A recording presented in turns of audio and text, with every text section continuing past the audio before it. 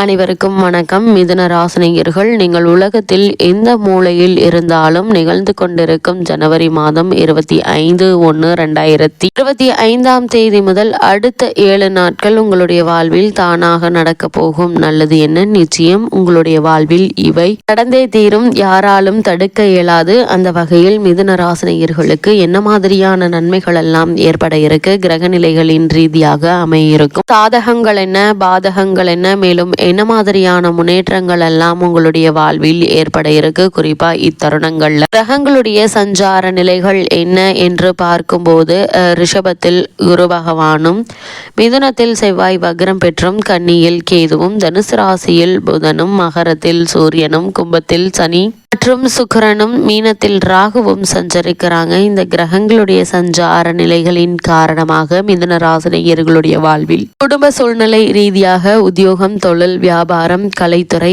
அரசியல் துறை, மாணவ மாணவிகள், விவசாயத்துறையினர், பெண்மணிகள் என அனைவருக்குமே என்ன மாதிரியான நன்மைகள் எல்லாம் ஏற்பட இருக்கு என்பது குறித்தான முழுமையான பதிவு தான் இந்த வீடியோல நம்ம விரிவா பார்க்க போகிறோம். அந்த வகையில மிதுன ராசினியர்களை பொறுத்த வரைக்கும் மிருகசுரீஷம் 3ஆம் பாதம் முதல் திருவாதிரை புனர்பூசம் 3ஆம் பாதம் வரை உள்ள நட்சத்திரக்காரர்கள் உங்களுடைய ராசிக்கு 2ல் இருந்த செவ்வாய் வக்ரம் பெற்று ராசியில் இருக்கிறாரு. விரயஸ்தானத்தில் குரு வக்ரமாக இருக்கிறாருங்க. அதேபோல் உங்களுடைய ராசிக்கு 8ஆம் இடத்தில் மறையும் புதன் உங்களுக்கு எதிர்பாராத நன்மைகளை அளிப்பாருங்க. இதனால வருமானம் சிக்கல் இல்லாமல் இருக்குங்க. எதையும் துன்பமாக திட்டமிடுவீங்க. அதனால் உங்களுடைய முயற்சிகள் பலிக்குங்க. உயர்ந்த பொருட்களை வாங்குவதில் கவனம் செலுத்தி நல்ல ஒரு முன்னேற்றம் பெற இருக்கீங்க. அதே போல உத்தியோக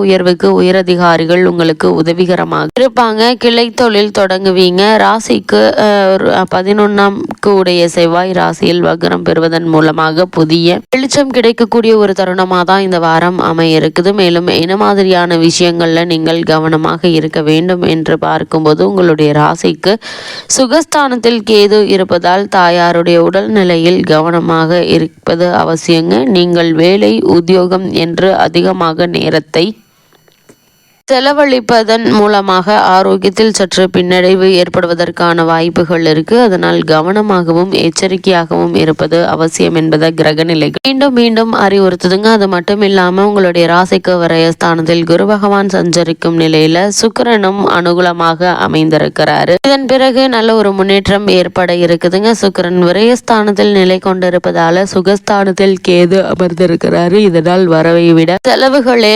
அதிகமாக இருக்குங்க. செலவையும் தவிர்க்க முடியாது. குடும்ப பிரச்சனைகள் மன அமைதியை பாதிக்குங்க. உங்களுடைய ராசிக்கு சுகஸ்தானத்தில் வலம் வரும் கேதுவினுடைய நிலையினால் நெருங்கிய உறவினர்களுக்குள் ஒற்றுமை குறையுங்க. கணவன் மனைவி இடையே பரஸ்பர அன்பு பாதிக்கப்படுவதற்கான வாய்ப்புகள் இருக்கு. அது மாதிரியான நேரங்கள்ல ஒருவருக்கொருவர் விட்டு கொடுத்து அனுசரித்து நடந்து கொள்வது மிக மிக நல்லதுங்க. அது மட்டும் இல்லாம அஷ்டம ராசியில், அதாவது உங்களுடைய ராசிக்கு 8ஆம் இடத்தில் சூரியன் சஞ்சரிப்பதால அதிக உஷ்ணத்தால் அடிக்கடி சோர்வும் சரும சம்பந்தமான உபாதைகளும் ஏற்படுங்க. மருத்துவ செலவுகளை தவிர்க்க இயலாத. அதே போல் இக்காலகட்ட கடைசியில் சிறு கடன் ஒன்றை ஏற்க வேண்டிய ஒரு நிலை இருக்குதுங்க. உங்களுடைய ராசிக்கு திருமண சம்பந்தமான முயற்சிகளை மேற்கொண்டு வருபவர்களுக்கு அதற்கான முயற்சிகளுக்கு ஏற்ற ஒரு காலகட்டமாகவும் அமைகிறது. அதே போல் உங்களுடைய ராசிக்கு ஜீவனஸ்தானத்தில் அமர்ந்துள்ள ராகுவுடன் சுக்கிரன் சேருவதால எதிர்பாராத பணவரவு இத்தருணங்கள்ல ஏற்படுவதற்கான வாய்ப்புகள் அதிகம் இருக்கு என்பதை கிரகங்களுடைய சஞ்சார நிலைகள் தெளிவாகவும் உறுதியாகவும் எடுத்து காட்டுதுங்க. அதே போல மிதுன ராசியை சேர்ந்த உத்தியோகஸ்தர்களுக்கு மேலும் என்ன மாதிரியான நன்மைகள் எல்லாம் ஏற்பட இருக்கு என்று பார்க்கும்போது உங்களுடைய ராசிக்கு பாக்கியஸ்தானத்தில் சுக்கிரனும் சனி பகவானும் இணைந்துள்ள தருணத்துல உத்தியோகஸ்தானத்தில் ராகு நிலை கொண்டுள்ளதால் இடமாற்றமும் சிறு அளவில் சலுகைகளும் கிடைக்குங்க. இருந்தாலும் இடமாற்றம் மனதிற்கு திருப்தி அளிக்காது. ஏற்றுக்கொள்வது எதிர்காலத்திற்கு நன்மை செய்யுங்க. புதிய வேலைக்கு முயற்சிப்பவர்களுக்கு வெற்றி கிடைக்குங்க. இருந்தாலும் விருப்பத்திற்கு மாறான இடத்தில் பணிக்கு சேர வேண்டியிருக்கும். இதன் காரணமாக பண பிரச்சனைகளை சந்திக்க நேரிடுங்க. தற்காலிக பணியாளர்களினுடைய நிலை மாறி ஒரு சிறு முயற்சியிலேயே உங்களுக்கு பணி நிரந்தரம் செய்யப்படுவதற்கான வாய்ப்புகளும் அதிகம் இருக்கு என்பது கிரகங்களுடைய சஞ்சார நிலைகள் தெளிவாகவும் உறுதியாகவும் எடுத்துக்காட்டுது. அதே போல் மிதுன ராசியை சேர்ந்த தொழில் மற்றும் வியாபாரம் செய்பவர்களுக்கு மேலும் என்ன மாதிரியான நன்மைகள் எல்லாம் ஏற்பட இருக்கு என்று பார்க்கும்போது, சனி பகவான் ஆட்சி பீடத்தை பெற்று சுக்கிரனுடன் இணைந்து நிற்பதால சந்தை நிலவரம் சாதகமாக இருக்குங்க. நியாயமற்ற போட்டிகளை முறியடித்து லாபம் காண இருக்கீங்க. அதே போல் உற்பத்தி அளவோடு நீங்கள் தற்போது அதிகரிக்கலாங்க. உங்களுடைய ராசிக்கு தனஸ்தானத்தில் செவ்வாய் நீச்சம் பெற்றும் வக்ரகதியிலும் சஞ்சரிக்கிறார். குருவும் விரயஸ்தானத்தில் அமர்ந்திருக்கிறாருங்க. உற்பத்தி அளவோடு அதிகரித்து கொள்ள சிறந்த ஒரு காலகட்டமாக அமைகிறது. இருப்பினும் கடனுக்கு சரக்குகள் அனுப்புவதை கண்டிப்பாக குறைத்து கொள்ளுங்க. கிரக நிலைகளின்படி முன்பணம் பெற்று கொண்ட பிறகே சரக்குகள் அனுப்புவது நல்லது. புதிய முதலீடுகளை தவிர்க்க வேண்டும் என்பதை கிரக நிலைகள் மீண்டும் மீண்டும் அறிவுறுத்துதுங்க. அதே போல் மிதுன ராசியை சேர்ந்த கலைத்துறையினருக்கு மேலும் என்ன மாதிரியான நன்மைகள் எல்லாம் உங்களுடைய வாழ்வில் ஏற்பட இருக்கு என்று பார்க்கும்போது, கலைத்துறைக்கு தொடர்புள்ள கிரகங்கள் அனைத்தும் ஓரளவே உங்களுக்கு சாதகமாக சஞ்சரிக்குதுங்க. அதனால் வருமானத்திற்கு ஏற்றத்தாழ்வின்றி ஒரே சீராக இருக்குங்க வருமானம் பொறுத்த வரைக்கும். அதே போல் அவசியமான அனாவசியமான செலவுகளை தவிர்ப்பது அவசியம். இல்லை அப்படின்னா புதிய கடன்களை ஏற்க வேண்டிய ஒரு நிலை வந்துருங்க. அது மட்டும் இல்லாம மிதுன ராசியை சேர்ந்த கலைத்துறையினர் தற்போது உங்களுக்கு நடைபெற்று வரும் தசாபுக்திகள் ஆதரவாக இல்லை அப்படின்னா இந்த வாரத்தில் பண நெருக்கடியை சமாளிக்க வேண்டிய ஒரு நிலை இருக்குதுங்க. அதே போல் மிதுன ராசியை சேர்ந்த கலைத்துறையினரை பொறுத்த வரைக்கும் இந்த வாரம் மேலும் என்ன மாதிரியான நன்மைகள் எல்லாம் ஏற்பட இருக்கு என்று பார்க்கும்போது, இத்தருணங்கள்ல கட்சியில் உட்பூசல்களில் உங்களுடைய பெயர் அடிபடுங்க. கட்சி தொண்டர்களிடையே செல்வாக்கு குறையும். அதனால் கவனமாகவும் எச்சரிக்கையாகவும் இருப்பது மிக மிக நல்லது என்பதை கிரக நிலைகள் அறிவுறுத்துது. அதே போல் மாணவ மாணவியரை பொறுத்த வரைக்கும் இக்காலகட்டங்களில் நற்குணங்கள் மிகுந்த மாணவர்களுடைய நட்பு சகவாசம் கிடைக்குங்க. ஆசிரியர்களை முன் வந்து உதவி செய்வாங்க.